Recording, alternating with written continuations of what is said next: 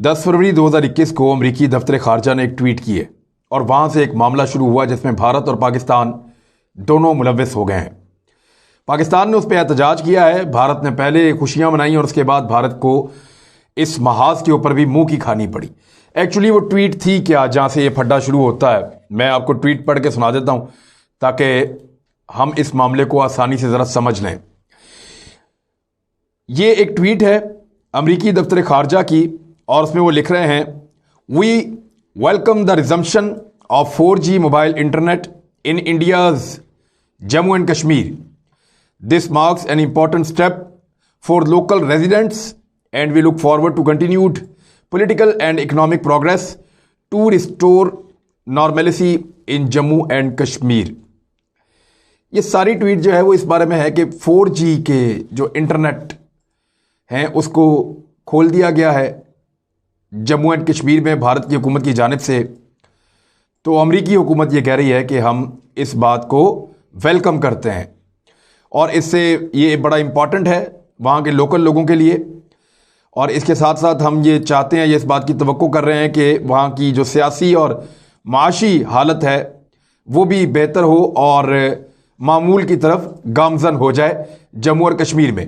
लेकिन यहाँ पे एक जुमला है जिस पे एतराज़ किया गया पाकिस्तान की जानिब से और खुशियां मनाई गई इंडिया की जानिब से। यानी अगर आप ये देखें कि प्रवीण कुमार, ये पहला, अगर आप इस ट्वीट को खोलेंगे तो इसके अंदर जो पहला आपको कमेंट मिलता है वो प्रवीण कुमार का मिलता है। वो कह रहे हैं, thank you for your support to protect India sovereignty and territorial integrity.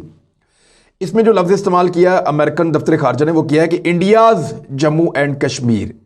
ये मुतनाज़े है, ये गलत बात है, ये ज़्यादती है। जम्मू एंड कश्मीर जो है वो एक मुतनाज़े इलाका है, एक मकबूजा इलाका है जहां पे भारत ने कब्जा किया हुआ है। अक़वाम मुत्तहिदा की करारदादें भी हैं, दुनिया भर के इदारे इसके ऊपर चिल्लाते हैं, इंसानी हकूक़ की खिलाफ वर्जियाँ वहाँ पर हो रही हैं। लेकिन अमेरिका हमेशा से इसको कहता रहा है कि एक मुतनाज़ा टेरिटरी है जम्मू एंड कश्मीर, तो वो कहता रहा है। लेकिन इंडियाज जम्मू एंड कश्मीर जो है, इंडिया ऑक्युपाइड तो कह सकते हैं लेकिन इंडिया का जम्मू एंड कश्मीर ये गलत है। और इसके ऊपर जो है वो इंडियंस ने इसी ट्वीट के नीचे अगर आप जाएं तो दर्जनों आपको ऐसे ट्वीट मिल जाते हैं जहां इंडियंस शुक्रिया अदा कर रहे हैं। यानी एक और उसके बाद जो है, India's Jammu and Kashmir means part of Jammu and Kashmir territory that controlled by India. वो कह रहे हैं कि ये कंट्रोल्ड बाई इंडिया जो एरिया है, जो इंडिया कंट्रोल करता है या उसके निगरानी में है, जम्मू एंड कश्मीर का उसके कंट्रोल में है, कब्जे में है, उसको इंडिया का हिस्सा कहना या उसको इंडिया कहना ये ज्यादती है। अब इंडियंस इसको सेलिब्रेट कर रहे हैं और नीचे लगातार अमेरिका का शुक्रिया अदा कर रहे हैं।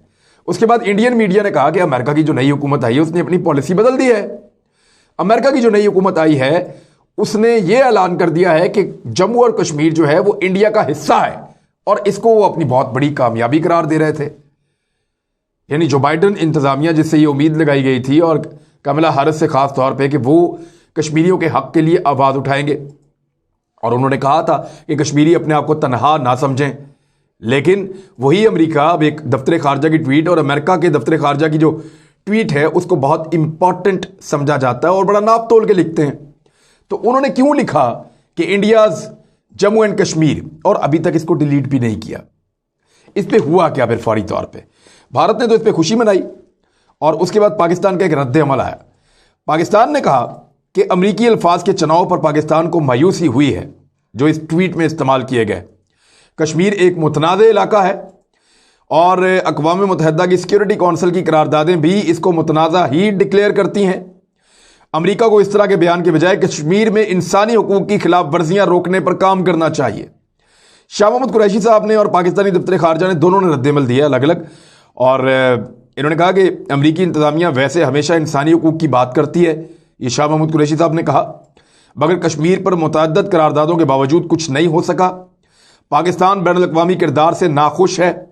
इन हालात में कोई भी बड़ा एक्सीडेंट, हादसा या वाक़या कश्मीर के अंदर हो सकता है। और साथ ही साथ फिर जो मुस्लिम ममालिक हैं उनको भी एक मरतबा कहा गया, OIC को ख़ास तौर पे, कि उनको कश्मीरियों के लिए अपना हक अदा करना होगा। کشمیریوں کے لیے آواز اٹھانی ہوگی. اب یہ امریکہ نے ڈیلیبریٹلی کیا, غلطی سے ہوا, ان کی پالیسی ہے, یہ کیا ہے اس کے اوپر ابھی کچھ کہا نہیں جا سکتا. لیکن بھارتی سیلیبریٹ کر رہے ہیں کہ انڈیاز جموں اینڈ کشمیر, یعنی انڈیا کا جموں اینڈ کشمیر. پاکستانی جو ہے وہ اس کے اوپر رد عمل دے رہے ہیں غصے میں کہ نہیں آپ یہ نہیں کر سکتے, یہ زیادتی ہے, یہ متنازع علاقہ ہے, اور آپ جموں اینڈ کشمیر تو کہیں لیکن انڈیاز جموں اینڈ کشمیر نہ کہیں. امریکہ نے ایک وضاحت دی ہے اس پہ, اور یہ جو وضاحت ہے یہ پاکستان کی جو رد عمل میں نہیں ہے, یعنی پاکستان نے جو رد عمل دیا یا جو احتجاج کیا اس کے اوپر یہ وضاحت نہیں آئی. یہ وضاحت ایسے آئی کہ اسی دن جس دن یہ ٹویٹ کیا گیا چند گھنٹے کے بعد امریکہ کا جو دفتر خارجہ ہے اس کے نمائندگان نے جنوبی اور وسطی ایشیا پر میڈیا کو بریفنگ دے رہے تھے. اس میں 4 ملک تھے, ایک چائنا کے اوپر, انڈیا کے اوپر, پاکستان کے اوپر اور افغانستان کے اوپر. ان 4 ملکوں کے معاملات کے اوپر جو امریکی نمائندگان ہیں دفتر خارجہ کے, وہ میڈیا کو بریفنگ دے رہے تھے. اس بریفنگ کے دوران ایک امریکی صحافی نے یہ سوال پوچھ لیا وہاں موجود دفتر خارجہ کے ترجمان نیڈ پرائس سے. ان سے انہوں نے کہا, نیڈ پرائس سے, کہ کیا آپ نے پالیسی بدل دی ہے, کیونکہ مقبوضہ کشمیر یا جو متنازع علاقہ ہے جموں اینڈ کشمیر کا, اس کو آپ نے کہا ہے کہ انڈیاز جموں اینڈ کشمیر, تو کیا آپ نے پالیسی بدل لی ہے؟ تو اس پہ انہوں نے کہا نہیں, وہ ایک متنازع علاقہ ہے, ہم نے پالیسی نہیں بدلی. تو یہاں اب یہ دیکھنے کی بات ہے کہ پہلے ایسا کیوں لکھا گیا, کیا یہ ڈیلیبریٹلی تھا, جان بوجھ کر تھا, یا انڈیا نے کوئی سازش کی ہے؟ دیکھیے اس کو ایک اور اینگل سے دیکھیں. اب ہوتا کیا ہے, جب بھی کوئی ملک اس طرح کی کوئی ایکٹیویٹی کرتا ہے تو اس کے جو لوگ ہیں امریکہ میں موجود, وہ یہ چاہتے ہیں کہ امریکن حکومت اس کے اوپر رسپونڈ کرے, کیونکہ انہوں نے ایک اچھا اور مثبت کام کیا ہے. تو انہوں نے بہت سارے میسیجز لکھ کر امریکن گورنمنٹ تک پہنچائے کہ جناب ہم نے وہاں پہ 4G کی سروسز مقبوضہ جموں اینڈ کشمیر میں دے دی ہیں, لہٰذا انڈیا نے بڑا اچھا کام کیا, اس کو اپریشیٹ کریں. اب کیونکہ وہ بار بار انڈیاز جموں اینڈ کشمیر لکھ کر بھیج رہے تھے, تو بہت ممکن ہے کہ امریکہ نے اسی کو ویسے ہی کاپی کیا ہے, اور اس کی ڈیپتھ میں جائے بغیر کہ یہ متنازع علاقہ ہے اس کو انڈیاز جموں اینڈ کشمیر ہی لکھ دیا ہوگا. لیکن یہ بھی ایک ازمپشن ہے, یہ عین ممکن ہے کہ ایسا ہوا ہو, لیکن یہ امریکہ کی ایک نئی پالیسی بھی ہو سکتی ہے. بہرحال پاکستان نے احتجاج کیا, جب سوال اٹھایا گیا تو پھر امریکہ بھاگ گیا. امریکہ نے کہا نہیں ایسا نہیں ہے, وہ متنازع علاقہ ہے اور متنازع رہے گا. پھر بھارت کو منہ کی کھانا پڑی, اور بھارت کو ایک مرتبہ نہیں منہ کی کھانا پڑی, بہت دفعہ کھانا پڑ رہی ہے. جو اس وقت ٹیم بنائی ہے جو بائیڈن نے, اس میں کوئی بھارتی ایسا نہیں ہے جس کے RSS یا مودی کے ساتھ یا BJP کے ساتھ اچھے تعلقات ہوں. اس سے قبل نیو یارک اسٹیٹ یا ریاست نیو یارک وہ پہلی ریاست بن چکی ہے امریکہ میں جہاں اب ہر سال 5 فروری کو یوم کشمیر کے طور پہ منایا جائے گا. کشمیر ڈے پاکستان میں اور کشمیر میں نہیں, کئی اور ملکوں میں بھی منایا جاتا ہے, لیکن اب امریکہ کی ایک ریاست ہے نیو یارک. نیو یارک آپ جانتے ہیں دنیا بھر میں مقبول ترین ریاست ہے.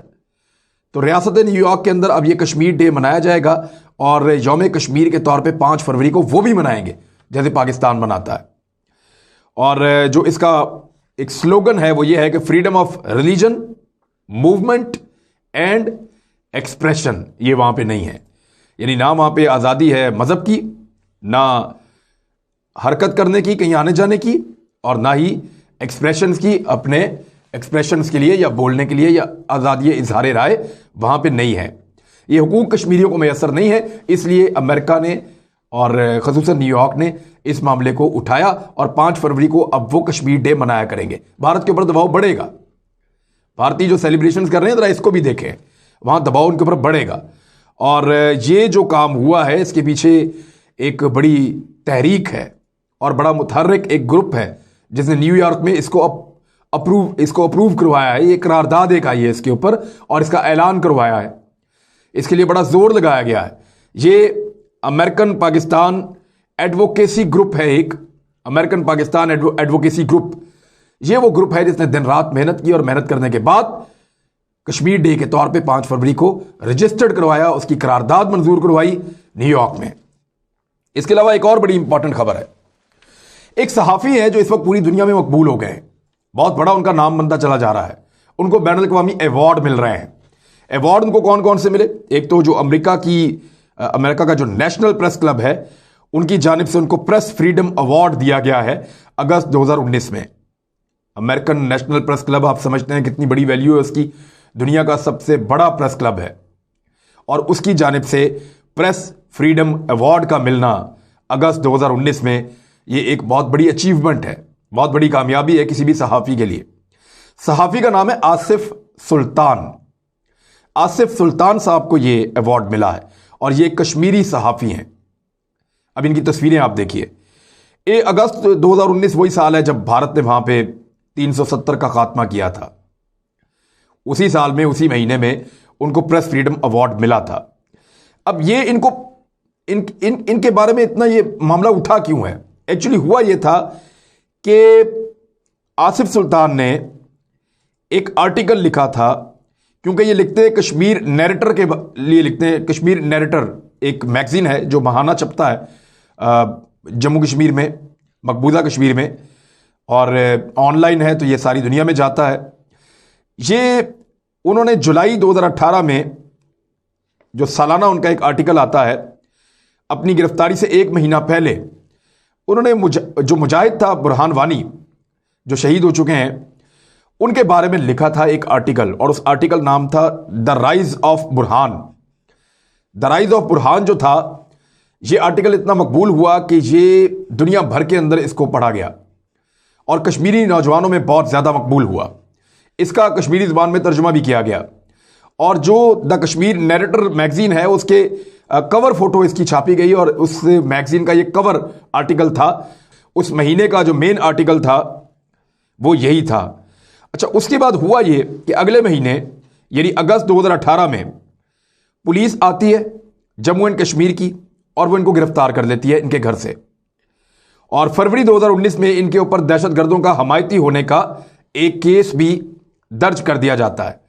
इस वक्त ये जो आसिफ सुल्तान साहब हैं, एक सहाफ़ी, उन्हें श्रीनगर की सेंट्रल जेल में रखा गया है।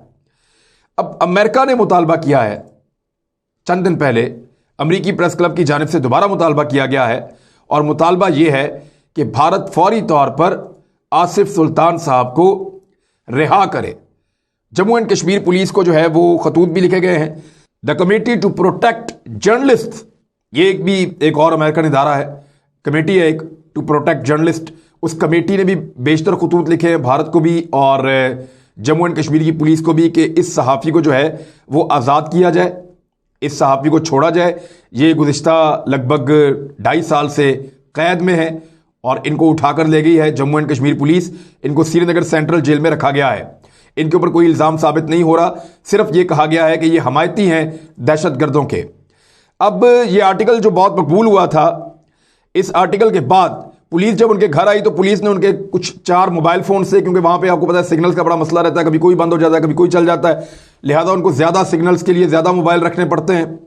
तो उनके पास 4 मोबाइल फ़ोन थे, और कुछ उनके डॉक्यूमेंट्स थे, कुछ उनके रिसर्च पेपर से जो वो रिसर्च कर रहे थे वो भी, कुछ किताबें, और कुछ लैपटॉप, जो उनका अपना एक लैपटॉप था, वो सारा कुछ उठाकर वहाँ की पुलिस ले गई है, और तब से लेकर अब तक इस सहाफ़ी को नहीं छोड़ रही। तो अमेरिकन आवाज़ उठा रहे हैं कि इस सहाफ़ी को आज़ाद किया जाए, आसिफ सुल्तान को, और बहुत सारे और दुनिया भर के जो फोरम्स हैं, सहाफ़ती फोरम्स, वो आसिफ सुल्तान के लिए आवाज़ बुलंद कर रहे हैं, और उनके लिए अवार्ड्स का ऐलान भी किया जा रहा है। तो पाकिस्तान को भी आसिफ सुल्तान के लिए आवाज़ उठानी चाहिए, और उनका जो आर्टिकल है जिसके ऊपर गुज़िश्ता 2.5 साल से एक सहाफ़ी को बंद करके रखा गया है, उस आर्टिकल में उन्होंने भारत के जो आर्मी चीफ उस वक्त के थे बिपिन रावत, उनके बारे में, बुरहान वानी और उसकी ज़िंदगी के बारे में, और बुरहान वानी ने कैसे कश्मीरी नौजवानों की ज़िंदगी को बदला है, उसके बारे में एक बड़ी तहकीकाती रिपोर्ट लिखी थी। वो रिपोर्ट मैं आपको पूरा आर्टिकल पढ़ के सुनाऊंगा आपकी ज़ुबान उर्दू में, ताकि हम सबको समझ आए कि वो ऐसा क्या था जिसको पढ़ने के बाद, या जिस आर्टिकल के छपने के बाद एक सहाफ़ी 2.5 सालों से सलाखों के पीछे है, जबकि उस पर कोई इल्ज़ाम नहीं है। दुनिया के तगड़े मुल्क भी कह रहे हैं भारत को छोड़ दो, वो फिर भी नहीं छोड़ रहे।